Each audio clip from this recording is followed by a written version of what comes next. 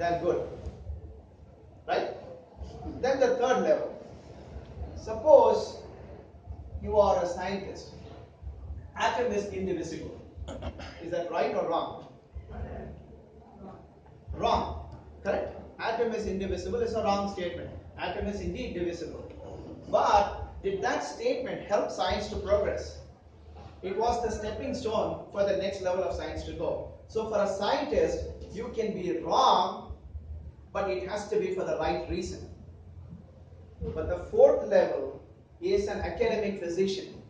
You not only have to be right, you have to be right for the right reason. Because you are not only treating a patient, you are also trying to help science to progress. So you have to be very, very careful in what you say. So that is the burden of proof that we should carry when we try to push science forward. So having said that,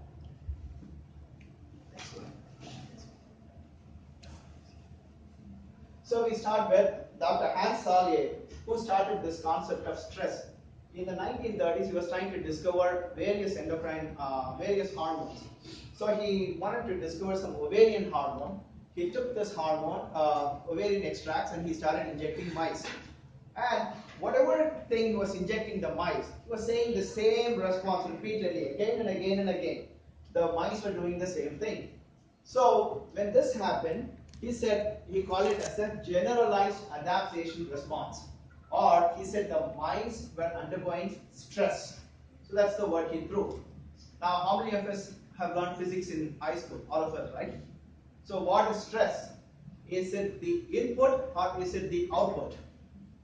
In stress says the input, strain is the output. So the response is strain. But he used the word stress and the word stress stuck. He couldn't take it back. So he called it a syndrome produced by diverse noxious agents. So look at this beautiful deer. Very calm, very happy, nice, comfortable. Right? And then now the deer is not so very happy because it has to face a tiger. So the choice for it is to fight or flight. The famous statement by Walter Cannon. Fight or flight response, or fight, flight, fright response. So we keep on adding more and more F words. So fight and flight response. So now this deer has to do a few things. The first thing is it has to increase its alertness. It dare not sleep. The next is it has to increase energy because it needs energy to run.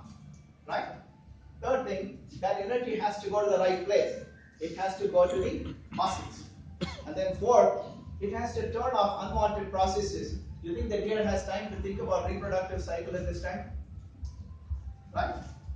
So all it has to worry about is to get the hell out of that. So the next one is to dump any weight. You know, if it has to run, if the bladder is carrying fluid, there's no time for that. So it has to empty that stuff.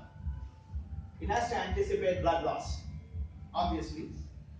And then from the tiger or the puma's mouth, there is something going to come. All kinds of bacteria are going to come into this. Does it know the culture type of the bacteria in the puma? Dr. Ravindra? No, it doesn't know. So Dr. Ravindra says no, it doesn't know. So what does it need therefore? A non-specific inflammatory response has to be activated. Is it worried about Epstein-Barr virus from a kissing by the puma? No, right? So a specific antibody-mediated response need not be there, but it needs a non-specific inflammatory response, correct? So, so that is the acute stress response. So this acute stress response lasts for 2-3 minutes. Either the deer escapes or the deer dies. That's it. So it's a once in about 2-3 weeks this deer might have to activate this acute stress response. It activates it, runs it for 2-3 minutes, it's life-saving. But then what is happening to us? So let's go through the physiological processes. Energy, mobilize the glucose. Delivery, increase the heart rate and blood pressure. And then cut down all the unwanted processes. No growth, no reproduction at this time, no digestion. Empty the bowel and bladder if need be. And then turn on the clotting system, be ready to clot, increase the non-specific inflammatory response, and decrease the antibody-mediated response. Does this make sense for the deer? It makes perfect sense for the deer that is running, correct? Any questions so far? Good. Let's go. And also has to suppress sleep, obviously. Yeah, if it sleeps, it will sleep permanently. But look at the stress that we have today. The guy is stressed about family, debt, stress, traffic jam, lack of promotion, teenage daughters, mother-in-law,